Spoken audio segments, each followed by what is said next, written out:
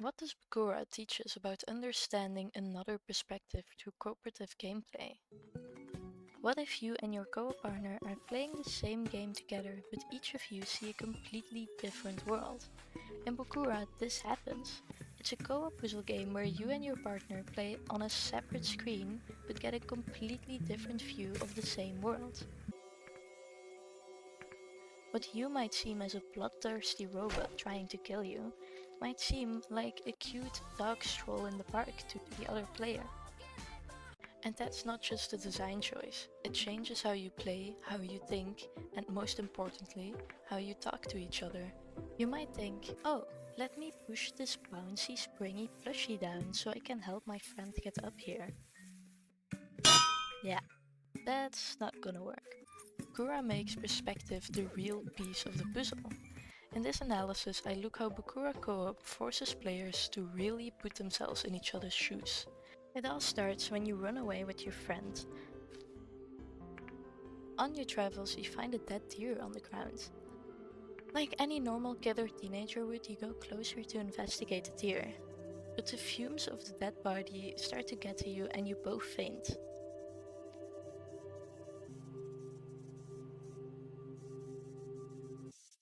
Once you wake up, you find yourself in a completely different looking world. Characters don't even realize they see something else for a long time in the story. And in my own playthrough, we didn't notice for a while either. They would see me walking on nothing. Meanwhile, I saw them jumping straight to the ground and coming right back up again.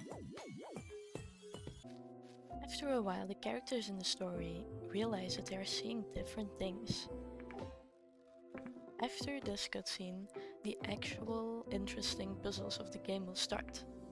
Now that I know that they need to communicate to each other to solve them. Asymmetrical gameplay is thinking differently. Bakura's strength lies in how it forces you to think beyond your own screen. And that's what makes co-op not just teamwork, but a real-life exercise in perspective. A lot of people online have been discussing the meaning of the story. A lot of people think the blue one who sees the robots has a lot maturer view on the world and sees all its ugly truths, while the green one with the cartoonish style has a much more childlike view on everything. The next thing we learn is the dog mechanic. We quickly learn that one of the characters attracts the dogs and cannot touch them or they will die, while the other one can easily approach them and even use them as a mechanic. Sadly, in the other POV, this is a little disturbing. But having a strange encounter like this at the start is an immediate motivation to start explaining the world to each other in detail. This mechanic then immediately gets used in the next puzzle. The duck needs to lure the dog into a position and the bear then neutralizes it by standing on it. The duck in this situation has all the control over the puzzle. They direct and tell the bear what to do and where to go. In other puzzles, this might go the other way around.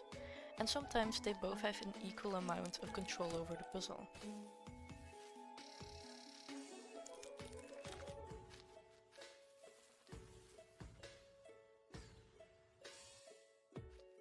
Another good example is this puzzle. This puzzle very obviously takes inspiration from other cooperative puzzle games. One of the player comes across a bunch of strange symbols and needs to explain their shape and look to the other player, to then press buttons in the correct order. In my playthrough, this puts all the control in the robot's viewpoint. They see the symbols and explain it to the other player. I didn't even realize we were walking through tunnels. I was just pressing whatever button I was told to. So you might be thinking, how is this different from other co-op games like Portal 2 or It Takes Two? You might be in the same world, but you frequently get separated from your other player. You might be in different rooms or different situations. So what's the difference with Bakura? In Bakura you are not or ever in a different level or different room or different situation than the other player. You always are in the same level, but you see the level differently. Only by communicating precisely what you see, what it does and where you are can you solve each puzzle. And that's what makes Bakura a little less of a puzzle game and more a communication experiment.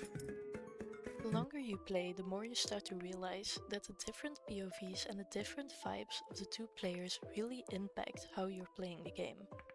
It was very noticeable in my own playthrough that I took everything a lot more lighthearted than my other player did. The other player was a lot more relaxed and logical about things, just like the character in the story. They would often solve things by logic, while in my POV this looked a little strange at times.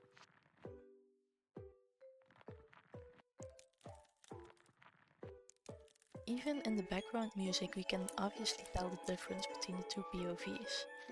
In the POV of the duck, everything just sounds kind of like a fairy tale. Happy, upbeat.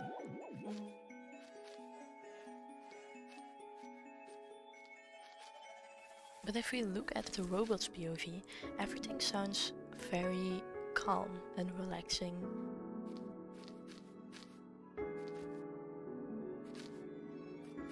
In Bakura, you're also given different information from NPCs. Sometimes a character will only talk to you or say something different than what your partner hears. You have to make choices together. For example, a mom and a dad are looking for their son, but they get in an argument in the meantime and you need to decide who is right. But this communication doesn't always go as smoothly as you'd like it to.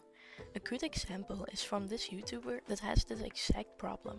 Cyan and I relayed all of our information to each other. Well, I relayed all my information to Cyan. She neglected to mention the whole son being missing for 3 years thing, which led us down a slightly different logical path. And those choices have consequences. They determine how the story unfolds, so you're stuck with your own beliefs versus your partner's, both based on fragments of the truth that you then need to relate to each other, discuss, doubt, and ultimately come to a joint decision.